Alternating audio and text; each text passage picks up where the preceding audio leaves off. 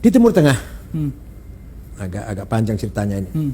Di Timur Tengah setelah ambruknya khilafah tahun 24, khilafah Ottoman, dari sejak Zainal Abu Bakar sampai tahun 24, khilafah itu bubar. Khalifah terakhir Abdul Majid dibuang ke Jerman. Yang membubarkan khilafah adalah seorang ideolog namanya Mustafa Kemal Atatürk, yaitu ingin menjadikan Turki modern, nasionalis, sekuler, 100% sekuler. Khilafah hilang, Turki berdiri menjadi negara nasional dan negara sekuler. Haji, negara tidak ikut campur. Mau haji mau tidak, bukan urusan negara. Ya, agama dan lepas. Negara nggak ngurusin haji. Terserah, nggak ngurusin agama lah, nggak ngurusin agama. Walhasil itulah. Nah, ternyata gagal. Turki itu gagal. Hilangnya khilafah, umat Islam dalam keadaan di bawah penjajah. Inggris menjajah Irak, Mesir, Sudan, Prancis, Suriah, Lebanon, Aljazair, Tunis, Italia menjajah Libya, dan Belanda pun menjajah kita lah.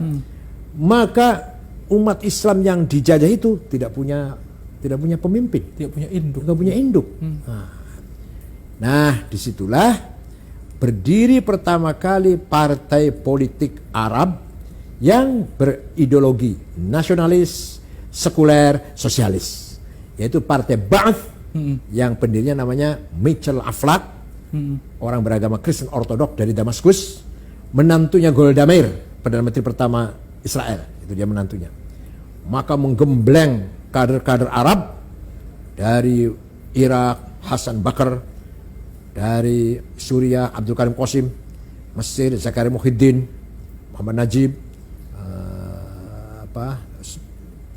Aljazair, Bin Bella, Tunis, Habib Bourguiba, Sudan, Ja'far Numeri.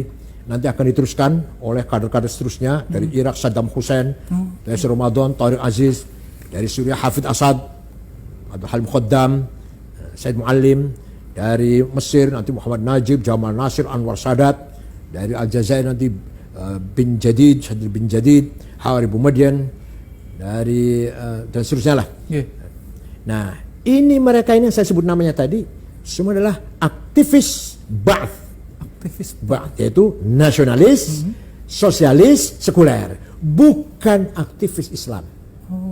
Ya, walaupun mereka beragama Islam, tapi geraknya, aktivitasnya, perjuangannya bukan lil Islam, bukan li ajlil Islam, bukan. Justru sekuler, ya sekuler, melawan menjajah. Ini kan cerita masing-masing merdeka kan, negara merdeka. Maka semua negara Arab nasionalis, sosialis, sekuler. Nah, sekutu kebakaran jenggot, karena ini yang merdeka ini di belakangnya semua Soviet ini, di belakangnya sosialis kan. Maka sekutu buru-buru bikin boneka, negara boneka. Ada satu keluarga, kakek, nenek, besan, mertua, pakde, paman, menantu. Jumlahnya 200.000 dari satu keluarga. Al-Khalifah jadi negara Bahrain. Ada lagi 200.000 dari keluarga Al-Thani jadi negara Qatar. Ada dua keluarga, keluarga Jabir, keluarga Sobah jadi negara Kuwait, 400.000. Ada 7 dusun, 7 kampung jadi negara Emirat. Itu Dubai, Abu Dhabi, Sharjah, Ajman, Rasul Ain, Fujairah. 7 lah. Jumlahnya cuma 650. Sekarang aja jumlah penduduknya 2 juta, 80% pendatang. Yang asli cuma 20%. Sekarang ini sedepok itu. Iya. Nah ini negara bikinan sekutu. Kepentingannya? Nah, untuk mengimbangi negara yang tadi lahir itu Irak, Suriah, Mesir, Sudan yang sudah di belakang. Seperti negara hadiah seperti Brunei, Singapura, New Zealand itu semua negara hadiah dari Inggris semua kan. Nah, walhasil.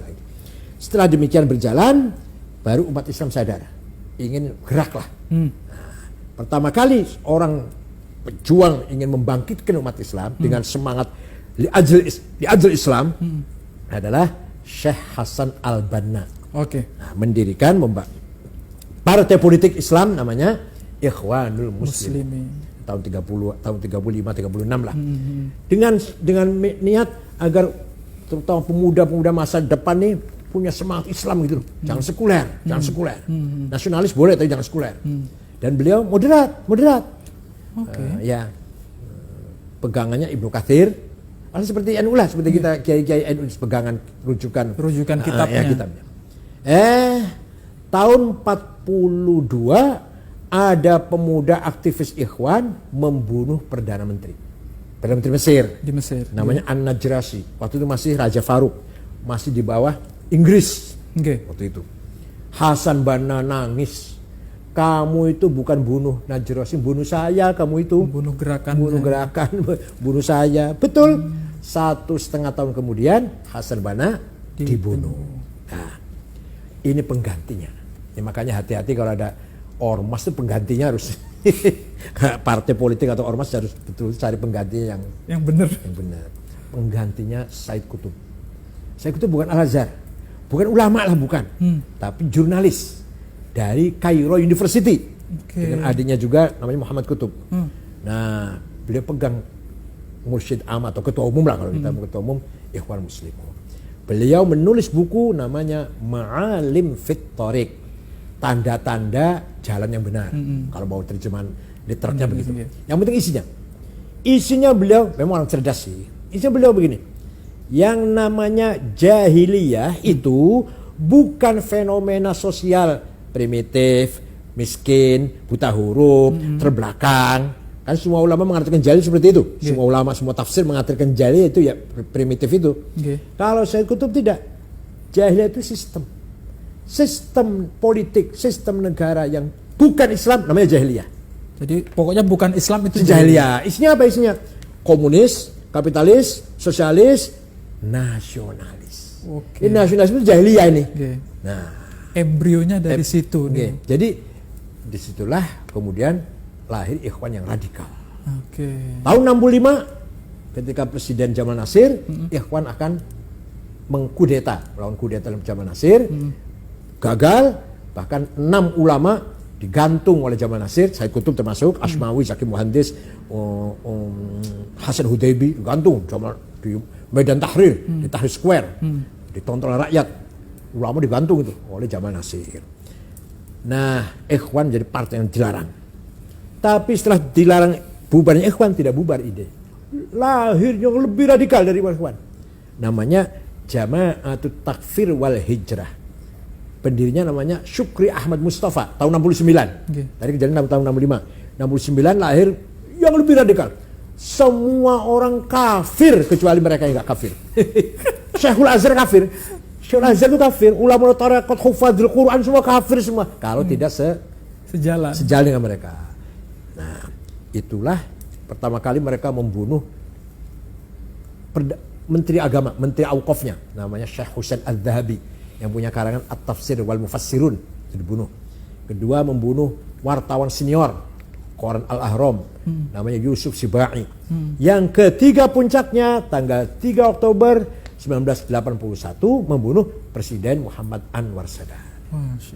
Oleh Husni Mubarak mereka hantam, ternyata tidak bisa habis. Sampai sekarang ada masih di Gurun Sinai, yang nanti itu mereka cikal bakal terus sedunia ini. Dan mereka lah yang kemarin belum lama atau setengah tahun yang lalu atau berapa, belum 1 tahun belum, ngebom sholat Jumat di Rafah, provinsi Arish, 600 jamaah Jumat mati semua. Kenapa mengebom? Kafir. Jadi sholat Jumat itu kafir. Dia cara berpikirnya luar biasa. Itu karena berbeda dengan mereka itu. Jadi lebih daripada Ikhwan. Kalau Ikhwan ingin syarat Islam gitulah. Ini enggak, takfir. Dan itu sampai ke kita, Bu ya? Iya lah itu. Nanti kan ISIS juga seperti itu. Tapi kalau ini murni dari dalam, kalau ISIS bikinan dari luar, bedanya gitu. Ini kalau ini dari dalam.